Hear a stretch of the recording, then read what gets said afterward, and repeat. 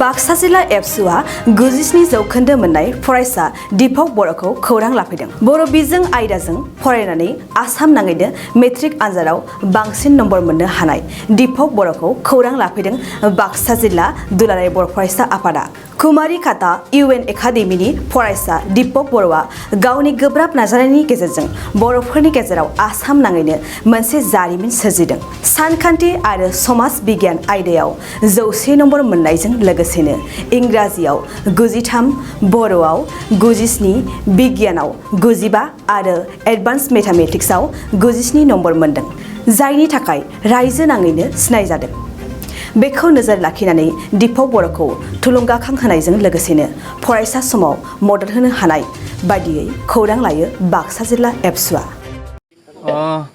जोङो दिनै बाक्सा जिल्ला दुलाराय बर' फरायसा आफादनिफ्राय नैबे कुमारी काटानि UN एकाडेमियाव फरायनाय दीपक बर' आंग्राकाटा गामिनि दा बिथाङा दुलाराय बर' हारिनि गेजेरावनो 582 नाम्बार लानानै पास जानो हादों आरो बेखौ जोङो बाक्सा जिल्ला दुलाराय बर' फरायसा आफादनिफ्राय जोङो बरायदों आरो बेनि थाखायनो जोङो बिथांनि न'खराव फैनानै जोङो खौरां लानो फैदों।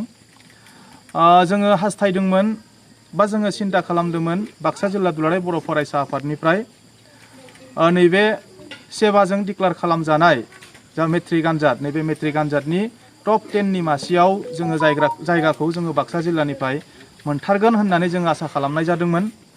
नाथाय इसे मार्कनि थाखाय थालांबाय। अब्लाबो दीपक बर' फंबाया मार्कखौ खम मोनाखै, बिथाङा 582 मार्क मोनदो आरो बियो खम नङा। दा ओंखायनो जोङो बिथांनिसिम बाक्सा जिल्ला दुलाराय बर' फरायसा आफादनिफ्राय जोङो गाहाम हामलायनायखौ बावहरदों आरो बिथांनि न'खर लोगोसे बिथांनि फरायनायाव हेफाजाब होनाय फोरोंगिरि सार मेडाम बिथांमोन आरो नैबे ओनसोलनि रायजो बिथांमोना हयथ' बिथांखौ सम सम खबर लादोंमोन बिथांनि फरायनायाव आरो बिथांखौ थुलुंगा होदोंमोन नैबे ओनसोलनि साफ्रोमबो रायजो बिथांमोना आरो बेनि थाखायनो बिथाङा 582 नम्बर लानानै बर' हारिनि गेजेरावनो हायेस्ट मार्क बिथाङा मोननो हादों।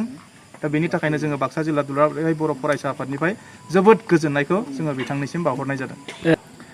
जोङो दिनै फैनानै मिथिफैबाय दीपक बर' फंबाय दा बिथांनि न'खरा हयथ' बेबायदि दोहोनि न'खरनि नङा।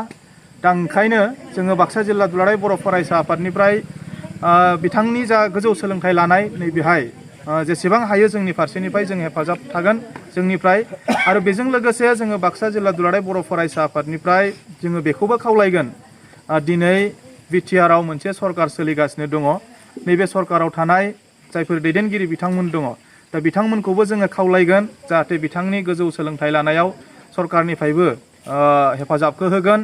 मानो होनोबा दिनै जोंनि माखासे फरायसा फरायसुलि बिथांमोना माखासे सुबिदा मोनैनि थाखायबो गोबां फरायसाफोरा गावनि सोलोंथाइखौ लानो हाया।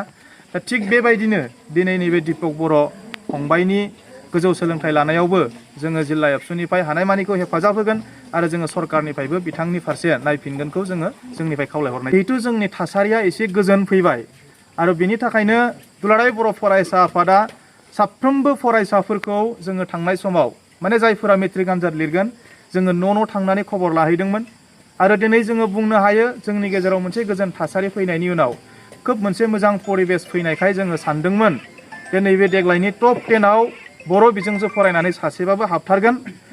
दा नाथाय हाबनाय जायाखिसै। दा बेखौ जोङो आखा थाबाय उननि समफोराव जोंनि जायफोरा इयुनाव मेट्रिक आनजाद होगोन दा बिथांमोना जाहाथे खोब मोजाङै खस्थ' खालामनानै फरायनानै बावसोमनायनि गेजेरजों मोजां सोलोंथाइखौ लागोन जोङो बेखौ खावलायगोन।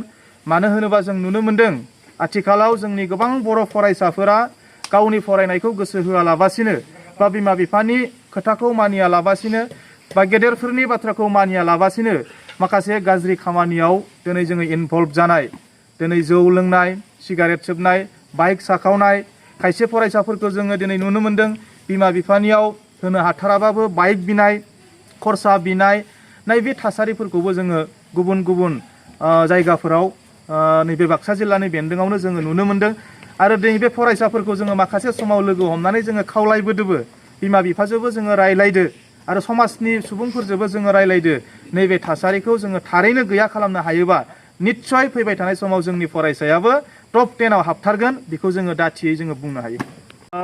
बे बेलायाव गोसो गोनां बाथ्राया बेनो जोंबो नुदों दिनै गोबां प्राइभेट स्कुलनिफ्राय जोंनि बर' फरायसाफोरा रिजाल्टखौ मोजां खालामदों।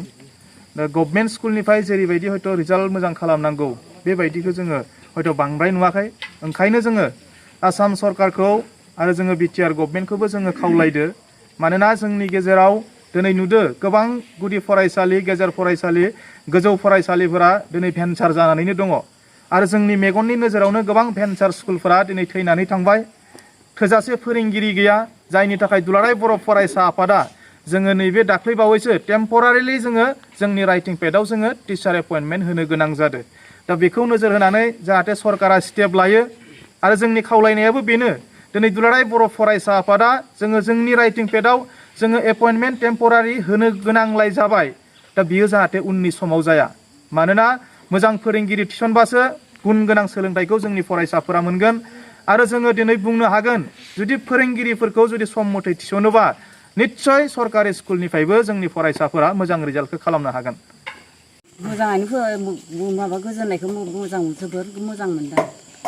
बियो माबायदि फरायोमोन? आंनि फिसाया मोजाङैनो फरायो।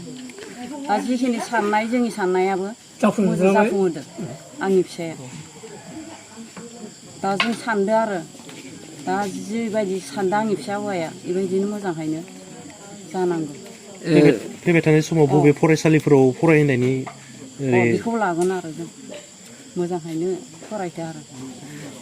नोंथांनि जि फिसाला बा फंबाया जिहेथु साइन्सआव फरायनायनि बाथ्रा बुंदों, बे बेलायाव नोंथांमोना माबायदि मदद होलांगोन? जों आरो दा हानायखिनिखौ होगोन आरो जोंनि आखायावथ' जेबो गैया दा। नोंथांमोननि न'खरनि थासारिया दा माबायदि? जोंहा न'खरनि थासारिया खामानि मावनानैसो जागासिनो। मा खामानि मावना जायो? बेलेगाव हाजिरा खामला मावनानै जायो आरो।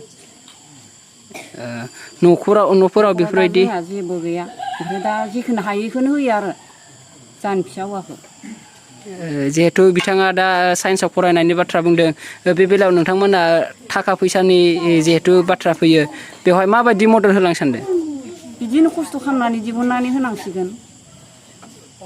दा जेरैबायदि खस्थ' खालामनानै होदो बिदिनो होनांगोन आरो।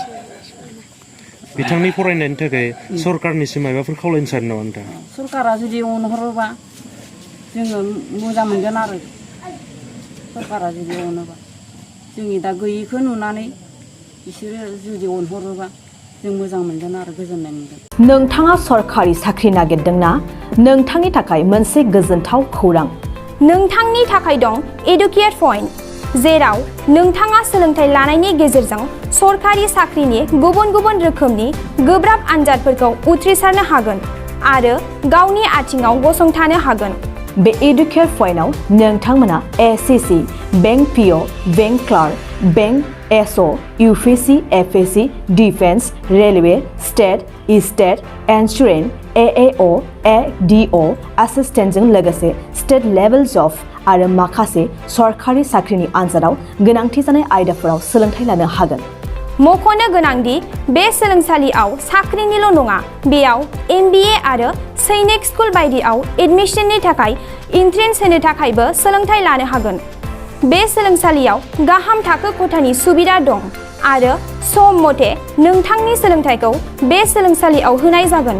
बेखौबो मिथिनांगोन दि बे एडुकेट पइन्टआव सोलोंथाइ लानानै बावैसो 2021-22 इं मायथाइनि एसएससि जिडिनि आनजादाव गासै 11 सा सोलोंसाफोरा उथ्रिसारनो हादों। बारा नङा, गासै 15,000 रांजोंनो नोंथाङा बे सोलोंसालियाव 6 दानसिम सोलोंथाइखौ लानो हागोन। बे सोलोंसालिया क'क्राझार, बरपेटा रड, गवालपारा आरो बङाइगावआवबो दं। क'क्राझाराव सोलोंथाइ लानो गोसो गुदुं जानाय सुबुंफोरा 70020263133 9101536360 70020263133 9101536360